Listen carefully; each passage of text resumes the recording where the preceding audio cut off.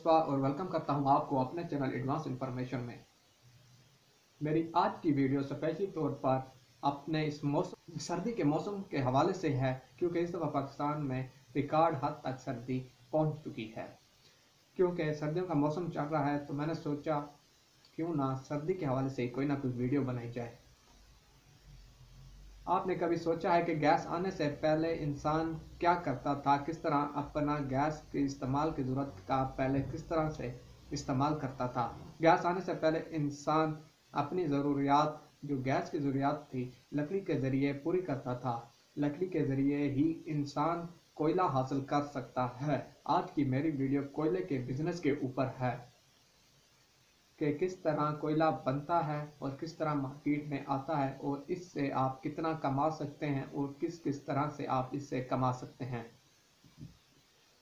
सबसे पहली बात, कोयला किस तरह बनता है। आप में से चंद नाजरीन ने शायद देखी होगी, इसकी स्पेशल भट्टी होती है। भट्टी किस तरह की होती है ये मैं आपको समझाऊंगा। अगर आपने कभी कछुए की कमर देखी हो, गुलाई में होती है और एक शेप सी बनी होती है, जैसे प्याला होता है, जिस तरह पहले गोल प्याला होता था, उसका उल्टा करके रख दिया जाए तो इस तरह की शेप बनती है भट्टी की। तो इस भट्टी को बनाने में कितना अरसा लगता है और इसके पे कितनी इन्वेस्टमेंट होती है ये मैं आपको बताता चलूँ कि इसको बनाने के लिए कम से कम 2 भट्टियों को बनाने के लिए 1 एकड़ जगह होना लाजमी है। क्योंकि इसका जो भट्टी का जो सिस्टम है, कपनुमा इमारत, जो ये तो कम जगह ही लेती है, लेकिन इसके आसपास लकड़ियों को रखने के लिए और कोयला स्टॉक करने के लिए हमारे पास कुछ ना कुछ जगह का होना लाजमी है। तो आपको बताता चलूँ कि इन 2 भट्टियाँ बनाने के ऊपर कम से कम 50,000 रुपये की इन्वेस्टमेंट लग सकती है। और इसको बनाने के लिए ये आम मिस्त्री नहीं होते, इसके लिए स्पेशल मिस्त्री चाहिए होता है। लेकिन जो आम मिस्त्री को अंदाज़ा होता है कि ये मिस्त्री कौन है और कहाँ पे पाए जाते हैं जो इस तरह की इमारत तमीर कर सकते हैं। ये गुलाई में होती है, इसको मुकम्मल तौर पर ये बंद होती है, इसकी छत मुकम्मल बंद होती है गुलाई की सूरत में, लेकिन राव की शक्ल में इसमें कुछ ना कुछ ईंटें सुराख की शक्ल में छोड़ दी जाती हैं। क्योंकि जब आग लगाई जाती है तो धुएं के एग्जास्ट के लिए, इसमें के एग्जास्ट के लिए कोई ना कोई रास्ता होना लाजमी है और इसके लिए इसमें से जगह छोड़ दी जाती है।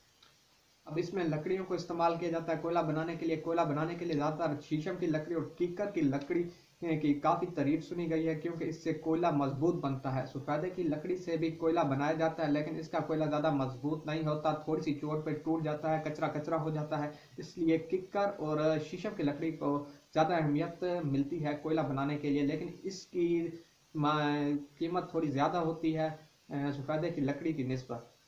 लेकिन अगर आप इसका लकड़ी का कोयला बना के मार्केट में अगर फ़रोख्त करेंगे तो मार्केट में भी आपको उसकी ज़्यादा कीमत मिल सकती है। अब मैं आप बात करता चलूँ तो लकड़ियों को अब भट्टी में किस तरह लगाते हैं। भट्टी में लकड़ियों को इस तरह लगाया जाता है, दोनों तरफ से मुकम्मल बंद होती हैं ये, और इसके साथ नीचे की तरफ छोटे छोटे पंखे लगाए जाते हैं। अगर आग लगा दी जाए तो यकदम आग ज़्यादा लगा कर ये राख बन जाएगा, कोयला बनने की ज़रूरत भी पेश नहीं आएगी।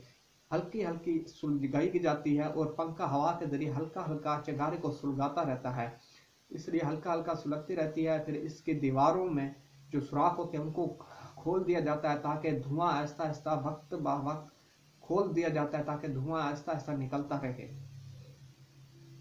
जब इसको लकड़ी को कोयला बनने के लिए 3 से 4 दिन की ज़रूरत पेश आती है, लेकिन इसके हर वक्त इसकी निगहदाश्त करना लाजमी होता है। इसके लिए एक बंदा आपको चाहिए होगा जो 10 से 15,000 रुपए की तनख्वाह पर आपको आसानी से मिल सकता है। हर बंदा इस भट्टी को नहीं चला सकता। अब मैं आपको दोबारा बताता चलूँ कि इसके लिए पंखा जरूरत होता है ताकि हवा के अंदर हल्की हल्की लकड़ी सुलगती रहे और बिल्कुल राख ना बने। कोयला बन जाता है, इसके 3 से 4 दिन लगते हैं कोयला बनाने में। जब इसके 3-4 दरवाजे रखे जाते हैं जो ईंटों के दरवाजे होते हैं, गुलाई की शक्ल में ईंटें हटा दी जाती हैं ताकि ये ठंडा हो जाए। तकरीबन 24 से 48 घंटे इस भट्टी को ठंडा होने में लगते हैं। उसके बाद कोयले को आहिस्ता से बाहर निकाल लिया जाता है।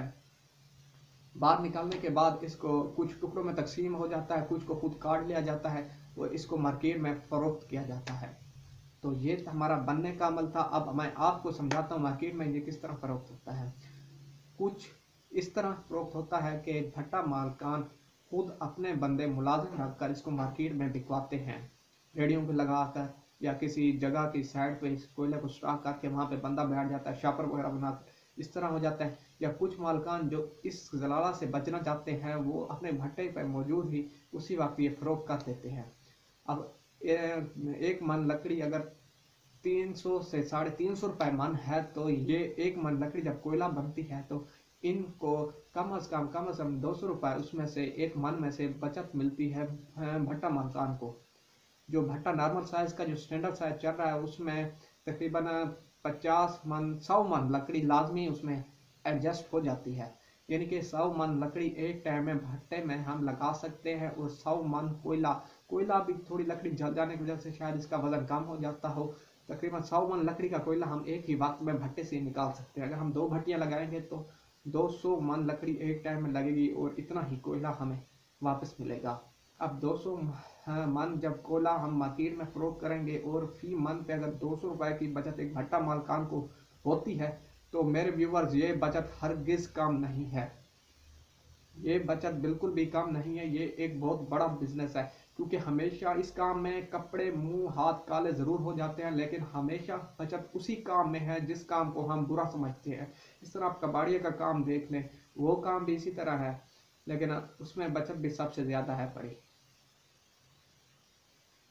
ये था आज का हमारा टॉपिक, कोयला किस तरह बनता है, किस तरह मार्केट में हमारे पास आता है। यकीनन आपको मेरी वीडियो आज की बहुत पसंद आई होगी।